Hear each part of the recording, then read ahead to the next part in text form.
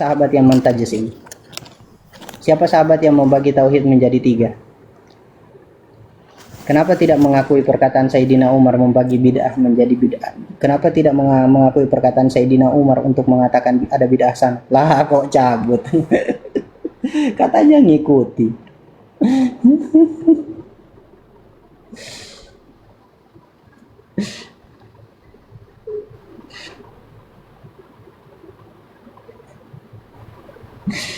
Assalamualaikum.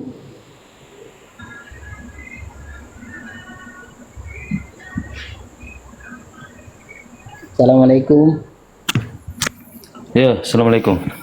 Waalaikumsalam. Langsung saja Pak, dalil tiga tauhid. Itu terus ditanya dalil. Karena begini Tidak ada Pak. syekh. Dalilnya itu nggak ada syekh. Jadi Hah? dalilnya nggak ada. Itu kan cuman ulama sebagai Kalau membuat tauhid membagi tiga itu hanya sebagai pembelajaran, sebagai edukasi. Kalau tidak ada Sama bid'ah. dengan ya, Kalau tidak ada berarti bid'ah. tidak bisa dikatakan bid'ah karena itu bukan perkara agama. Tidak bisa dikatakan bid'ah karena itu perkara agama. Justru karena dia perkara Bukan agama. perkara agama. Bukan perkara agama. Tauhid bukan perkara agama. Itu kan cuman pembelajaran dari para ulama membagi sama dengan ilmu fikih. Jadi ilmu fikih itu dibagi tunggu dulu. Ya. Ilmu fikih itu dibagi oleh para ulama seperti hukum sunnah, mubah, haram, makruh. Itu dibagi, ada penjelasannya. Ya. Kemudian ulama juga membagi tauhid. Kenapa dibagi? Agar mudah dipahami oleh masyarakat. Oke. Pembagian itu, Ya. pembagian itu bid'ah. Ya. Pembagian menjadi fikih, tasawuf, akidah, itu bid'ah enggak? Tidak bisa dikatakan bid'ah. Itu kan bukan perkara agama. Oke, kalau tidak bisa dikatakan bid'ah, kita katakan apa? Kan kita pahami itu Kita bakal bid'ah katakan sunnah itu. Bagaimana? Kalau bukan bid'ah kan sunnah toh? Kalau bukan bid'ah berarti Kenapa? Saya katakan itu bukan bid'ah, berarti bukan perkara iya, sunnah maupun istilahnya itu tidak ada apa? hukum di situ. Tidak ada hukum. Tidak ada hukum. Ada Iya. sesuatu yang tidak ada hukum di dunia ini. Dapat dari mana itu referensi sesuatu yang tidak ada hukum itu? Begini, Syekh. Saya tanya, Susah referensi kalau yang menjelaskan. mengatakan tidak ada hukum itu di mana? Tunggu dulu. Bapak tunggu dulu.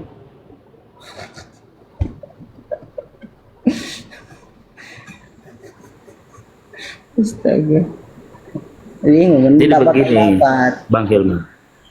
Jadi begini, Bang Hilman. Jadi memang itu sebagian orang mengatakan itu Bid'ah. tiga tauhid itu adalah perkara bid'ah. Itu sebenarnya perkara subhat yang dileparkan oleh musuh-musuh Islam. Jadi begini, Bang Hilman, Tiga tauhid sedikit itu saya subhat. jelaskan. Tunggu dulu, Tiga tauhid sedikit itu saya subhat. jelaskan. Nggak, sebentar Pak. Jadi, tanggung ya. jawab dulu perkataan antum. Tiga tauhid itu subhat. Iya, jadi begini saya jelaskan ya. Iya. Pembagian tauhid itu jadi tiga. Jadi tauhid ar-rububiyah, tauhid uluhiyah, dan tauhid asma wa sifat. Itu bukan bid'ah, tapi hasil kajian para ulama untuk memudahkan pemahaman tentang keesaan Allah. Terus itu apa Dan namanya kalau bukan bid'ah? Namanya apa? Jadi pembagian ini juga ada juga dalam Al-Quran dan Saya tanya Sunnah. sudah Pak.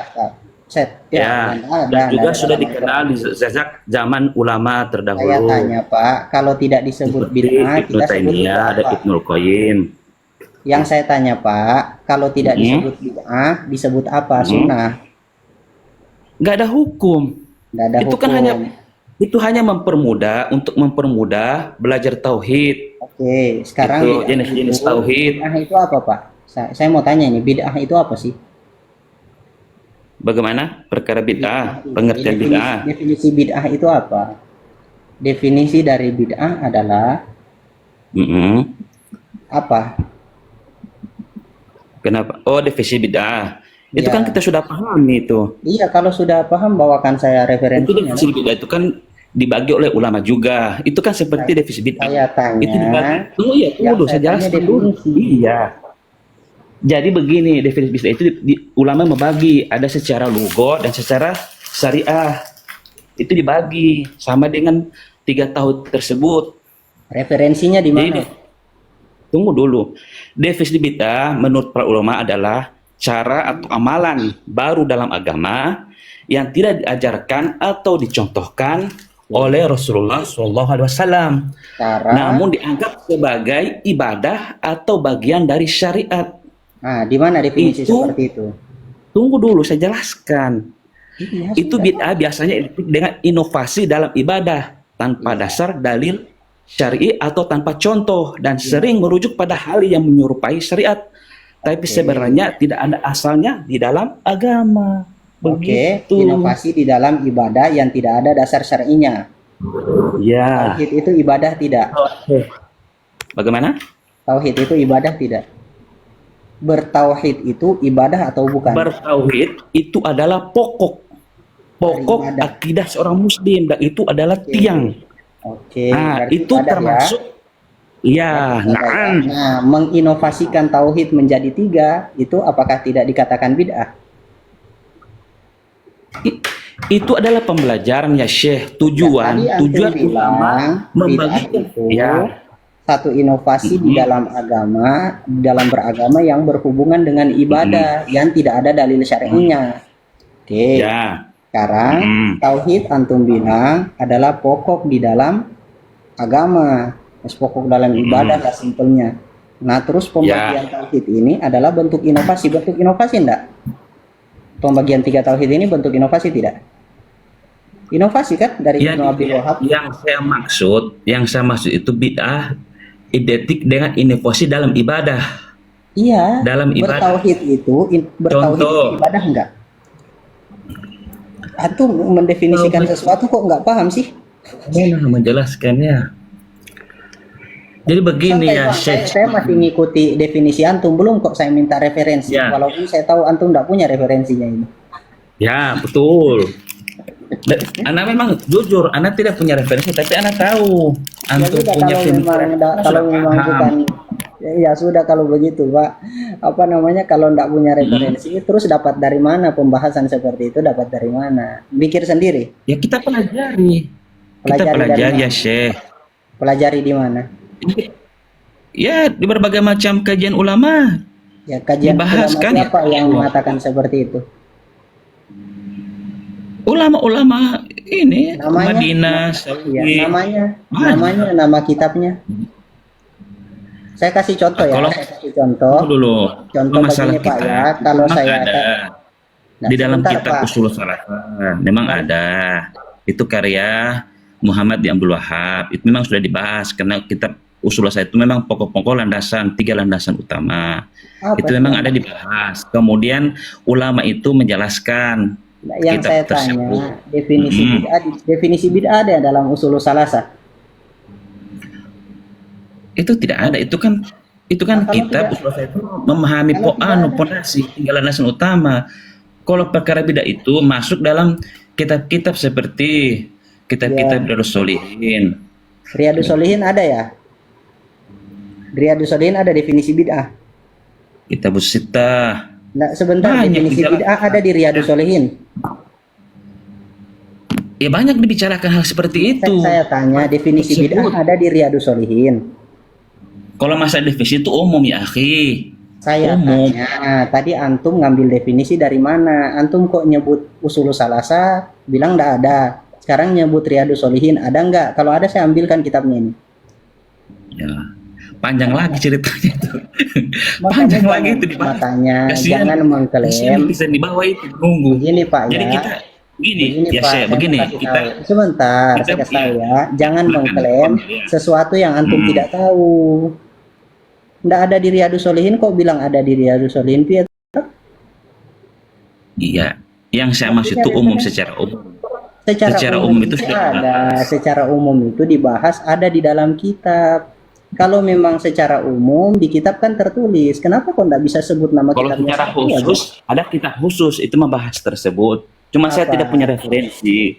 Karena saya tidak pegang kitab. Kalau nggak punya referensi kok asal nyebut kitab, gimana sih? Ini kan saya cuma membahas secara umum. Karena bukan secara umum referensinya adalah. Kalau kajian secara ilmiah itu beda lagi ya. Ya Butuh memang mau butuh kita diskusi untuk ilmiah bang. secara akurat. Antum enggak kalau mau nggak mau Beda. diskusi ilmiah mau ngapain? Begini, beda ya Syekh. Begini, kita kan di TikTok. Di TikTok ini kan media umum. Iya Jadi mediamu. artinya memang harus perlu juga ada kajian ilmiah yang kita bahas. Kita harus Ini kalau melengkapi kajian juga, ilmiah dan kan juga harus harus bawa melengkapi. referensi. Tadi bilang Iya, logika, paham. maksudnya pola pikir antum, cara berlogika antum kok loncat-loncat Mm-mm. begitu. Tadi bilang tidak perlu referensi, sudah umum. Sekarang diskusi ilmiah di Ya. TikTok, diskusi di TikTok perlu ada ilmiah. Ya kalau perlu ilmiah harus bawa referensi dong. Mm-mm. Contoh saya kasih contoh ya, saya kasih contoh, Pak. Begini, kalau mau mendefinisikan Silakan ya. sesuatu di dalam kita, bid'ah itu sesuatu yang awal baru dibuat atau yang ada Mm-mm. baru. Dari mana saya Ya. memahami itu? Di dalam kitab Lisanul Arabi, Imam Ibnu Manzur mengatakan wal badi'u wal bid'u asyai'u alladhi yakunu awalan. Sesuatu yang ada sebagai awal baru, tidak ada contohnya berarti. Itu. Terus di situ juga beliau mengutip perkataannya Antum Ibnu sudah Sikin. paham. Iya, Berarti saya antum sudah sudah paham. Saya antum sudah sudah paham paham. perkara bid'ah. Jadi tidak perlu Sebentar, Pak, diperdebatkan ya. lagi ya. Sebentar. Memang Antum siapa sudah antum itu orang begini, yang Pak. pintar, cerdas dalam Ya. memahami ilmu agama. Cuman diam yang dulu? menjadi Bisa diam yang menjadi sebentar? tunggu dulu. Enggak, sebentar, Ya, Pak. Saya silakan. selesaikan dulu. Itu bicara ya, gimana? Iya. Tidak, kemudian di dalam kitab itu juga beliau mengutip perkataan Ibnu Sikin. Al bid'atu kullu muhdatsatin. Bid'ah itu adalah segala sesuatu yang baru. Nah, itu contoh ilmiah. Terus antum bilang, Ya. antum sudah tahu. Ya sudah, saya tahu. Antum enggak tahu. Antum kan enggak tahu. Sudah, saya juga sama-sama paham itu. Kalau Dari mana referensi antum secara saya minta referensi antum enggak bawa? begini, ya tunggu saya bicara dulu. Mengenai referensi secara ilmiah, memang anak nggak pegang kitabnya, antum kan pegang. Tapi sama-sama kita memahami makna secara zohir itu perkara apa maksud dari bid'ah tersebut. Kita sudah Tidak pahami sama. Beda kok. Beda. sama lah. Antum Beda, jelaskan tidak itu sama. Tadi coba pemahaman antum bilang bagaimana bid'ah? Coba antum bilang ulang bid'ah. apa definisi bid'ah menurut Iya. para ulama.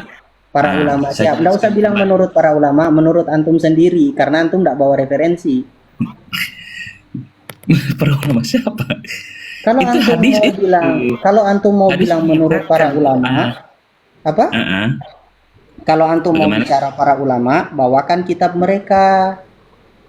Mm-mm. Gitu loh. Itu kan hadis. Wong sejak kapan hadis itu menjadi definisi bid'ah? Nabi kan bilang setiap sesuatu yang baru. Bukan bid'ah adalah apa, tapi setiap sesuatu yang baru. Setiap bid'ah, bukan bid'ah adalah sesuatu. Tidak, Nabi bilang setiap sesuatu yang baru itu dinamakan bid'ah. Mendefinisikan kan? Nah, Perkara baru di dalam agama itu maksudnya dalam perkara agama yang ya bagaimana?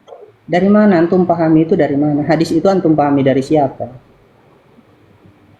Baca Itu kan terjemahannya kok. sudah banyak dijelaskan sampai-sampai kayak Haji Asyim Asy'ari juga ada apa namanya membahas juga masalah perkara bid'ah itu sudah dijelaskan Iya, juga. memang Kiai Haji Hasyim Asy'ari itu seorang Asy'ariyah, beliau seorang Syafi'iyah. Namanya Syafi'iyah mengikuti pendapat Imam Syafi'i. Imam Izzuddin bin Abdissalam juga membagi bid'ah itu Menjadi lima. mengenai hukum fikih itu menjadi 5. Haram, sunnah, makruh, mubah dan bid'ah itu sudah dijelaskan juga. Kemudian Ibnu Taimiyah, Imam Al-Baihaqi juga mengatakan demikian. Kemudian Imam Nawawi, Imam Syafi'i Nah, terus itu kita sudah enggak, menjelaskan. kita mau katakan kan semua segala sesuatu yang baru adalah bid'ah. Nah, sekarang ada enggak pembagian tauhid ini di zaman Nabi? Pertanyaannya kan di situ. Mau dia metode atau apapun itu yang Jadi begini, jadi dasar jadi adalah terserah. apakah Jadi dia begini. ada di zaman Ya. Nabi? Mm-mm. Jadi terserah, begini aja. Kita ambil kesimpulan. Dia terserah antum mengatakan itu perkara bid'ah, terserah. Cuma yang jelas perkara pakai bid'ah yang referensi dimaksud dong. antum itu, iya, oke lah. Saya merujuk kepada antum mengatakan itu bid'ah. Tapi kan Iya. artinya itu maknanya sangat luas, maksudnya sangat benar dan tidak kategori dolala kan? Itu 3 tauhid terbagi itu kan bukan termasuk dolala. Walaupun anak antum katakan itu bid'ah dan bukan itu dolala, karena itu memang tauhid dan benar. Kalau mau dijelaskan tauhid rububiyah itu kan Dolala, ya. memang jelas. Tidak Tauhid dolala. rububiyah. Allah itu Oke, memberikan orang orang itu kafir. maha memberikan rezeki, menghidupkan, mematikan. Tauhid Oke, uluhiyah. Tauhid uluhiyah itu saya Allah tanya itu Pak. apa gimana? Ya, oke. Mengesahkan Sekarang Allah sudah Subhanahu wa sudah taala diakui kan berarti dan bid'ah asma terbagi wa dua. sifat, Iya, mengenal nama-nama tahu. sifat Allah. Iya, Hmm. sudah diakui kan bid'ah berarti terbagi. Ada yang dolala, ada yang hasanah. Oke? Nah, terserah pemahaman antum Alhamdulillah. di situ, oke, saya terima. Tidak ada masalah. Enggak, Antum aku mau enggak katakan bid'ah kalau bid'ah, mau terbagi. katakan sunnah, tafadhol silakan. Cuman yang Saya jelas ulama sudah yang membagi saya tersebut. tanya, Ya. yang saya tanya, antum mengakui enggak bid'ah terbagi atau tidak? Bid'ah terbagi atau tidak? Itu kan bid'ah, itu kan sudah dibahagi oleh ulama. Bid'ah secara logo, secara bahasa dan secara syariah sudah dibagi sama dengan tauhid. Ulama sudah menjelaskan untuk Saya memudahkan tanya, kaum muslimin pertanyaan saya memahami paham nggak sih? akidah. Pertanyaan Bagaimana? saya paham nggak sih? Yang saya tanya, antum Silahkan. mengakui pembagian bid'ah ada dua, bid'ah ada bid'ah yang dolala, ada bid'ah yang hasanah. Mengakui nggak Oh, itu? jenis bid'ah. Ya, ngakui nggak? Ya memang saya akui Oke, di zaman alhamdulillah. Nabi ada bid'ah hasanah, sholat tarawih. Ya, Itu memang alhamdulillah. ada. Zaman Sayyidina Umar. Kita tidak memungkiri itu memang ada dan pemahaman kita seperti itu. Oke. Terus, Betul. antum mau bilang tauhid tiga ini adalah bid'ah hasanah. Saya tidak katakan demikian, antum yang katakan bid'ah, cuman kami memahami itu bukan bid'ah. Tapi antum sendiri mengatakan Kalau bukan bid'ah itu apa? Mau dinamakan begini ya, apa? Syekh. Bid'ah Tunggu itu, dulu. saya ulang lagi ya. Aduh, ya Allah. Ya, silakan. Definisi bid'ah itu setiap perkara baru. Segala sesuatu yang baru disebut bid'ah. Makanya Bid'ah. kami ahli sunnah wal jamaah membagi bid'ah jadi dua berdasarkan pemahaman Imam Syafi'i. Ada yang baik dan buruk. Antum ngakui kan itu? Alhamdulillah. Nah sekarang saya Ya. tanya, ini kan bid'ah. Pembagian ini bid'ah enggak? Bid'ah kan nggak ada di zaman Nabi, ya jelas Ya, bid'ah. sekarang oke lah, Ya. kita sepakat Oke. dengan pemahaman antum. Bid'ah. Oke. Boleh saya tanya kembali. Jadi tauhid dibagi tiga itu termasuk bid'ah apa dia? Kan ada jenis dua, Nah, bid'ah dolal, bid'ah bid'ah hasanah. Dia dolal. termasuk jenis. Tanya saya ini, saya. Ya. Bid'ah Ya. dolala. Di dolalannya di mana ya, akhi?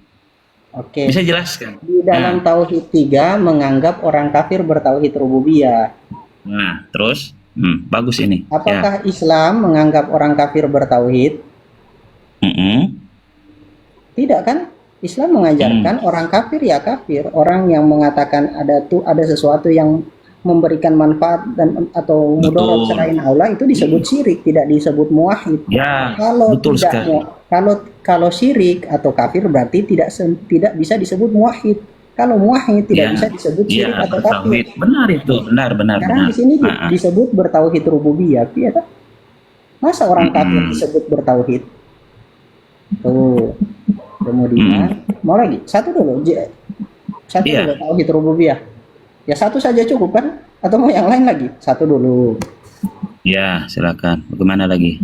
Ya sudah, tauhid rububiyah saja sudah bermasalah. Mau apa lagi? Masalahnya di mana ya?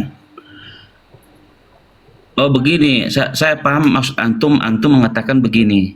Gimana? Pemahaman Salafi Wahabi antum maksud, toh Hmm. tauhid rububiyah itu yang kita yakini bahwasanya itu juga diyakini oleh orang-orang kafir. Begitu kan maksud antum? Iya, diyakini Nah. dan mereka mengatakan orang kafir bertauhid. Iya, Salafi Wahabi meyakini seperti itu. Iya. Itu sebenarnya begini, saya akan jelaskan sedikit ya, yang saya pahami. Ya, Referensi orang ya. kafir, orang kafir seperti kaum musyrik di Mekah itu mengakui tauhid rububiyah. Mereka percaya Allah adalah pencipta, pengatur, dan pemberi rezeki alam semesta. Ada dalam surat Az-Zuruf, kalau tidak salah, dan surat Fatir. Akan tetapi mereka di situ menyekutukan Allah dalam ibadah. Di situ disebut tauhid uluhiyah. Ya, terus? Nah, dengan menyembah selainnya. Di situ mereka keliru. Itu makanya ulama membagi ada tiga. Saya silakan sedikit ya, nyuruh potong.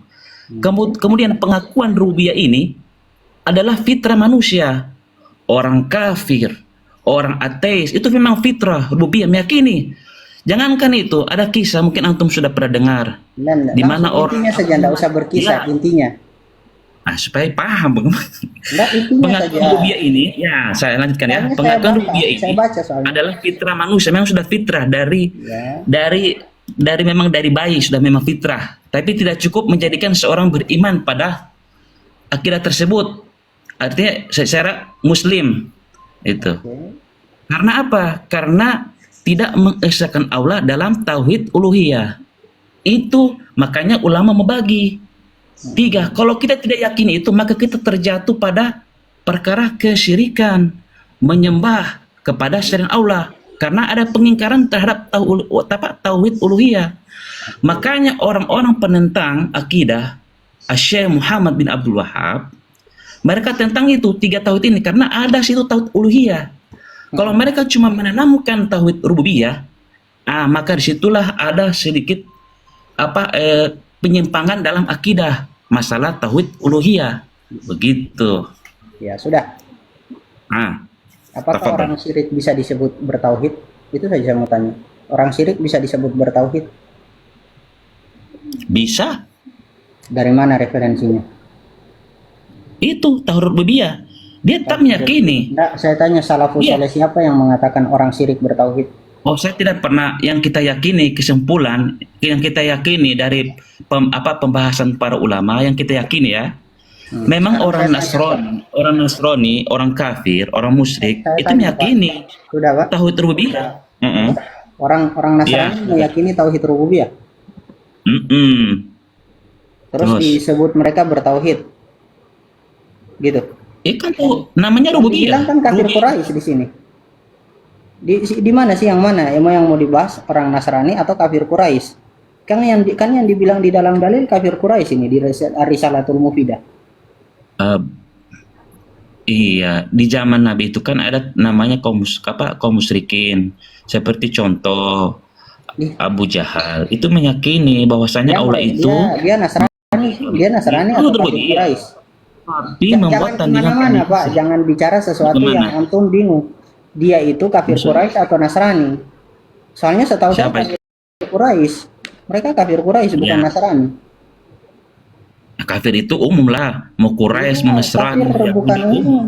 Kafir tidak semua kafir umum. Nasrani, Yahudi. Kafir ya kafir. Kafir mulahid. Beda antara terserah kafir antum lah, kiri. pemahaman antum gimana? Pemahaman antum baca enggak kitab Ibnu Abil Wahab? Baca Yang mana itu? Yang mana? Risalatul Mufidah.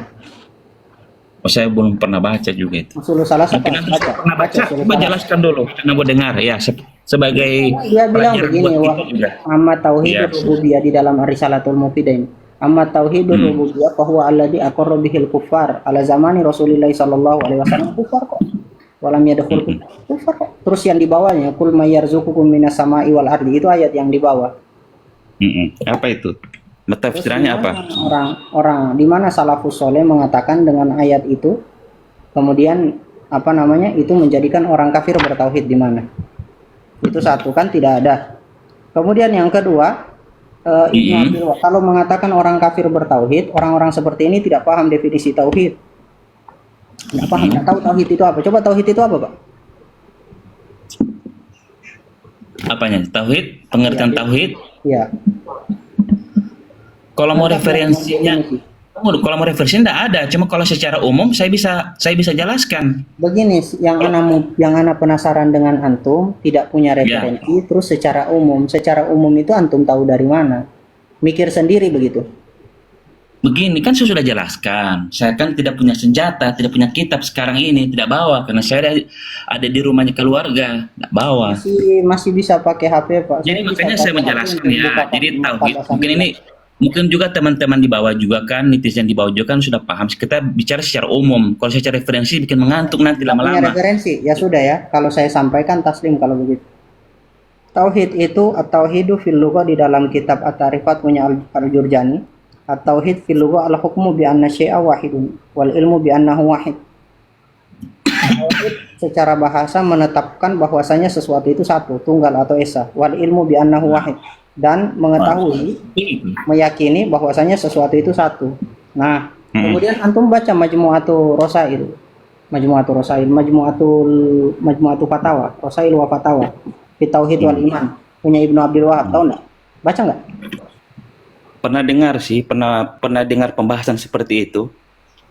Pernah dengar? Pernah dengar di mana? Iya. Kajian-kajian.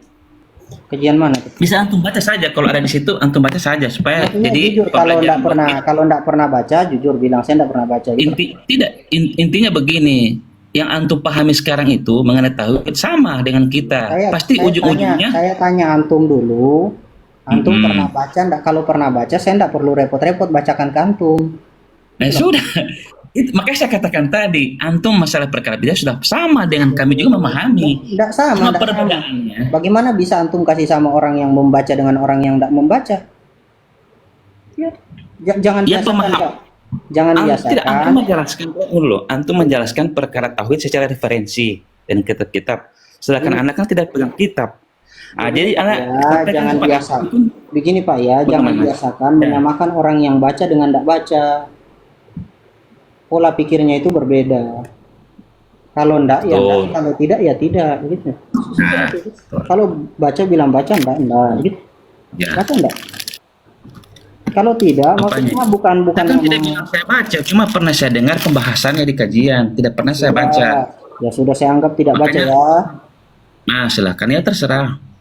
Terserah antum anggap gimana. Ngakui dong saya enggak baca gitu. Saya enggak tahu.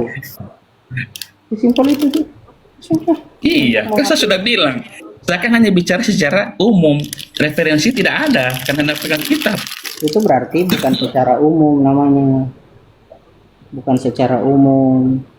Tapi Secara umum, ya artinya secara umum itu kan sudah kita pahami bersama. itu bukan secara umum sudah kita pahami bersama, berarti referensi yang kita baca sama. Itu yang Ya. dimaksud. Kalau antum bicara secara umum tapi antum ditanya referensi tidak punya, itu berarti antum tidak baca, tidak punya referensi dan mengatakan menurut pemahaman antum sendiri. Itulah. Antum lihat kata-kata beliau ya di dalam kitab Majmu'. Makanya antum bagus Atau jelaskan Rasail. kepada kami supaya paham. Iya, saya mau kasih tahu antum ini. Karena antum tidak baca, makanya saya mau kasih tahu. Oh ya, masya Allah, tabarakallah. Tafadhal ya Syekh. Dikasih tahu akidahnya sesat. Iya. Allah Lihat ya. Akbar, jangan begitu deh akhi. Masa Ya, menyesatkan. saya bacakan ini, saya bacakan Boleh, komparasikan akhi. ini semua dalil-dalil yang ada ya. Lihat Ya, ya. silakan. Kata beliau Ya. ini.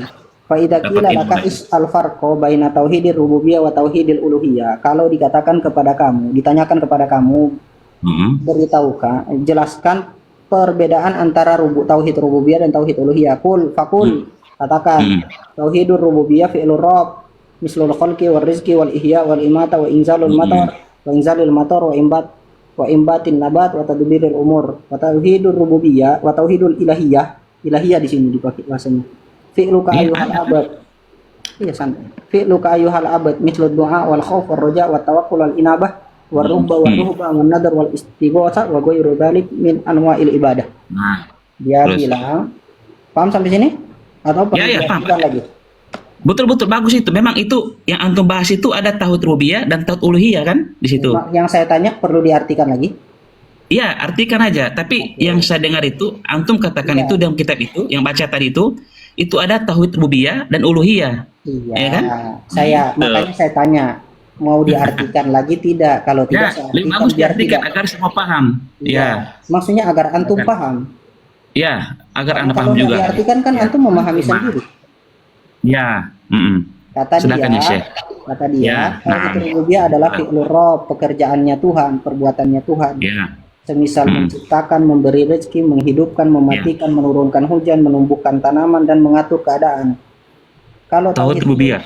ya, tauhid ilahiyah atau Uluhiyah. itu mau Ya. ilahiyah di sini. Tauhid ilahiyah atau dalam kitab lain uluhiyah. Nah, itu mengatakan pekerjaan atau perbuatan seorang hamba. Misal berdoa, takut, mengharap, tawakal dan lain-lain. Ighosah. Nah, sedangkan tauhid secara definisi tadi sudah saya jelaskan kan, menetapkan bahwa sesuatu itu satu. Jadi kita kalau mentauhidkan Allah, menetapkan bahwa sesuatu itu satu dan meyakini bahwa sesuatu itu satu. Itu definisi Ya, tauhid.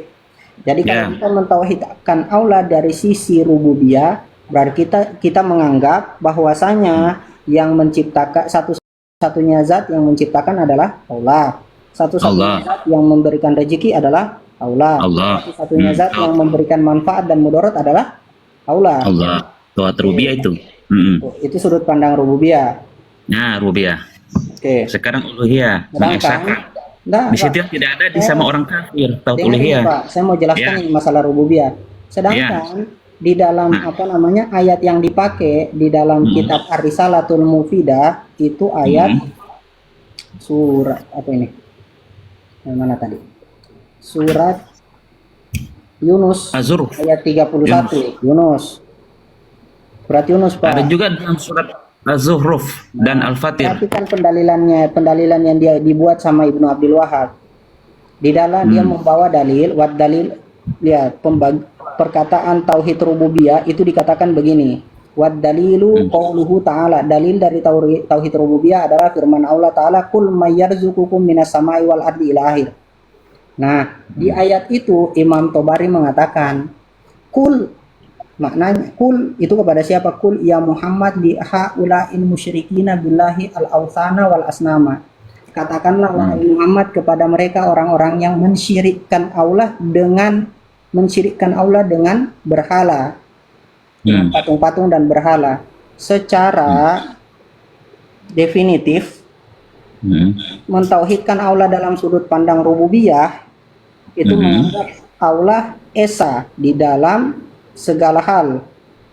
Hmm. Sedangkan ayat itu mengatakan orang-orang yang diperintahkan Allah kepada Nabi Muhammad mengatakan man yarzuqukum itu adalah orang musyrikin. Jadi penjelasan Ibnu Abdul Wahab soal tauhid rububiyah berdasarkan definisi tauhid itu tidak bisa mengatakan orang kafir itu atau orang musyrik bertauhid. Salah secara definisi, salah secara pemahaman salafus soleh. Itu paham sampai sini? Hmm. Paham enggak? Paham. Paham sama sebenarnya. Enggak Ya, sama. Aduh, kenapa kok bisa sama ini?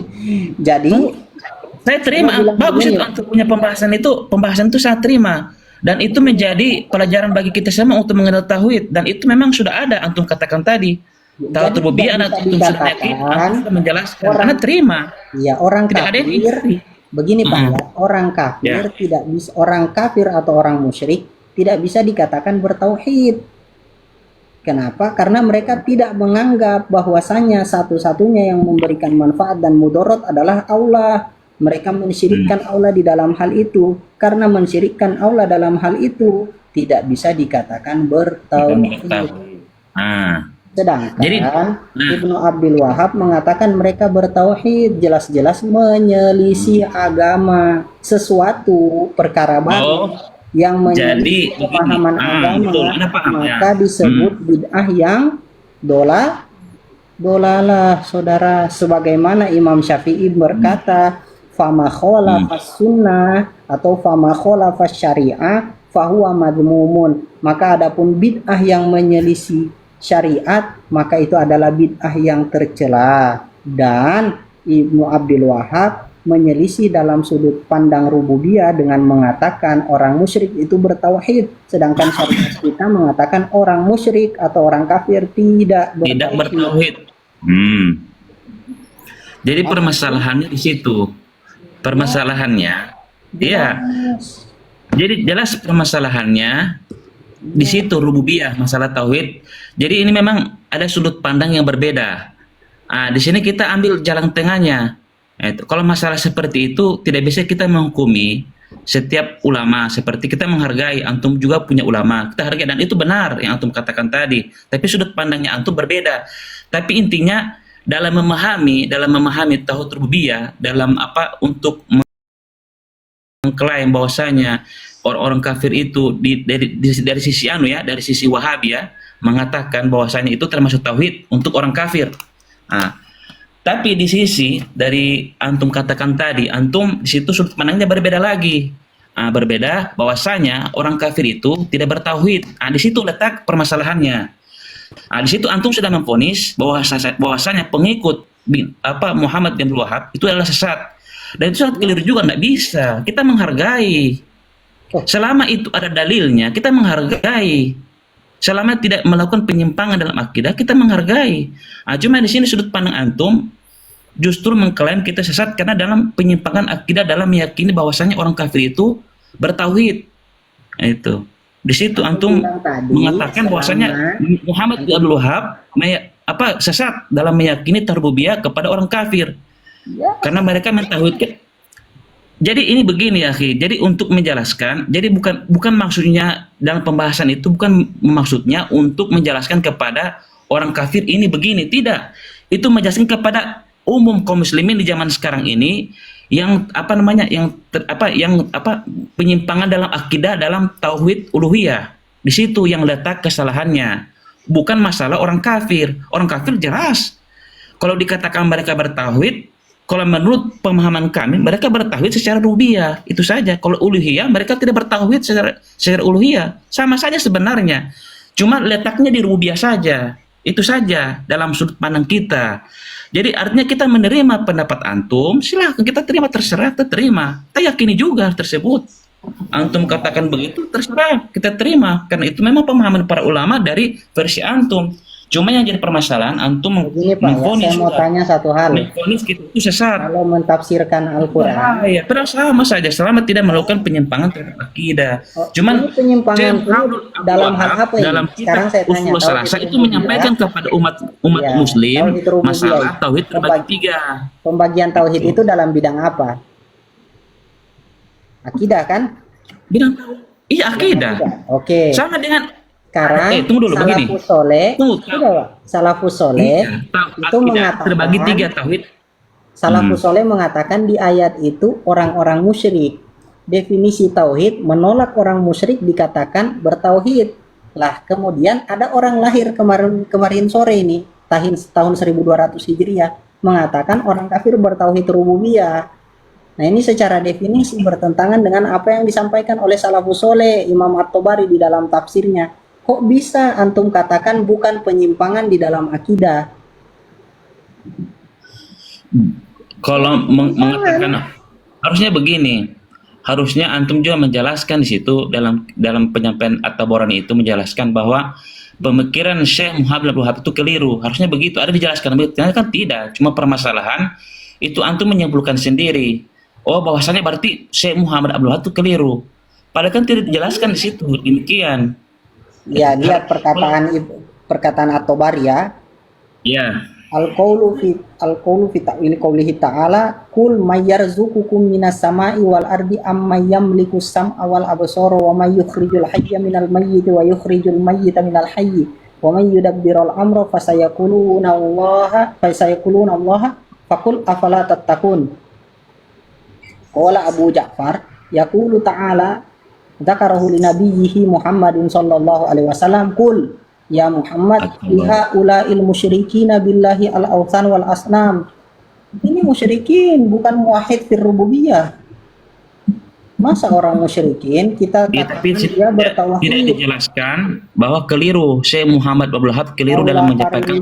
Bagaimana Imam At-Tabari itu menyimpulkan begitu. Imam At-Tabari hidup kapan, Pak? Imam At-Tabari itu hidup kapan, Pak? Saya mau tanya ini, Imam At-Tabari hidup kapan? Imam siapa? Imam At-Tabari, penulis kitab tafsir At-Tabari itu hidup kapan? Hidup kapan itu? Hidup kapan? Ya, tunggu.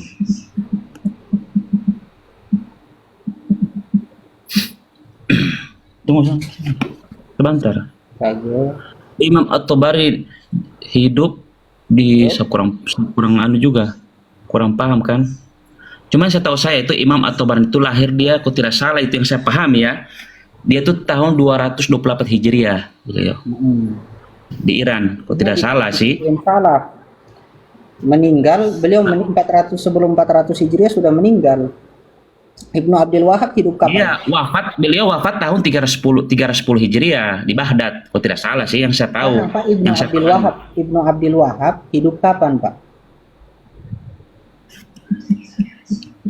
Kalau di situ referensi antum apa?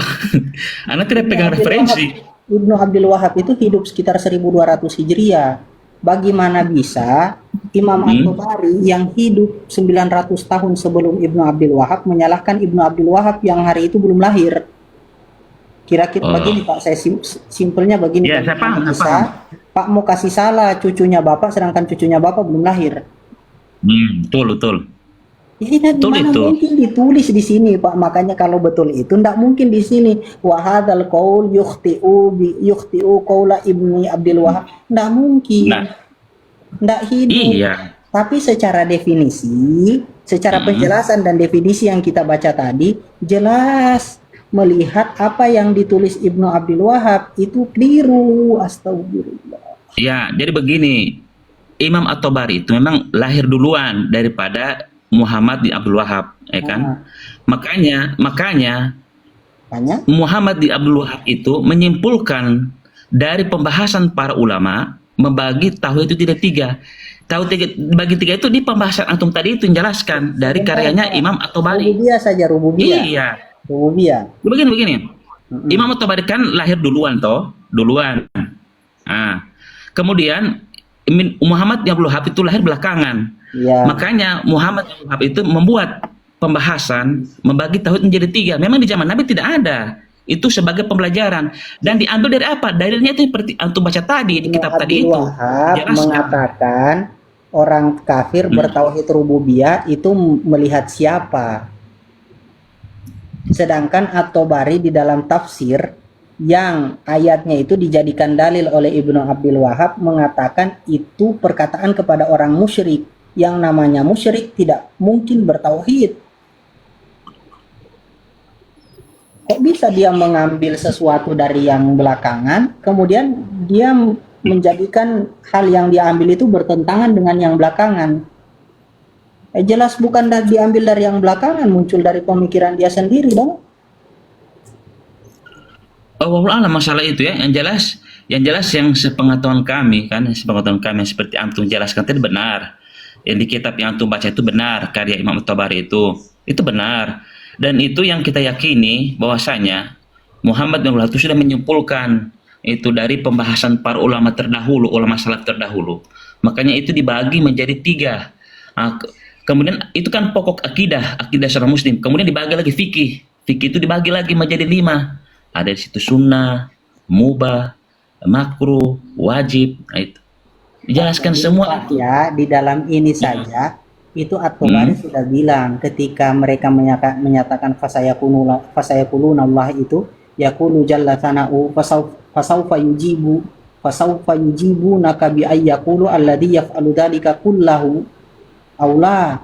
Orang kafir jawab itu semua yang dilakukan itu Allah. Terus kan Allah bilang kepada mereka faqul afala tattaqun. Apa coba kata-kata beliau dalam mengatakan ayat ini? Yaqulu afala takhafuna iqaballahi ala syirkikum wa du'aikum rabban ghayra man hadhihi sifatuhu wa ibadatukum ma'ahum man la yarzuqukum syai'an. Dibilang, terus apakah kalian tidak takut terhadap kesyirikan kalian dan kalian meminta berdoa kepada Tuhan selain Tuhan yang mensifati dirinya dengan sifatnya? Ini dibilang syirik kok. Kalau syirik, bayangkan mereka mensyirikkan Allah. Toh, meminta kepada selain Allah. Sedangkan di rububiyah itu menganggap satu-satunya yang memberikan manfaat dan mudarat adalah Allah. Tapi ini mereka menganggap ada selain Allah yang memberikan manfaat dan mudarat. Otomatis keluar dong dari pendefinisian tauhid karena menganggap sesuatu itu bukan satu tapi banyak, lebih. Makanya ditegur dengan bilang afala takhafuna iqaballahi ala syirkikum. Kata At-Tabari yang dimaksudkan dengan afala tattaqun itu afala takhafuna iqaballahi ala syirkikum. Tidakkah kalian takut hukuman Allah terhadap kesyirikan kalian? Kenapa kok orang musyrik dibilang bertauhid? Kan jelas-jelas bertentangan dengan salafus saleh apa yang dikatakan oleh Ibnu Abdul Wahab ini.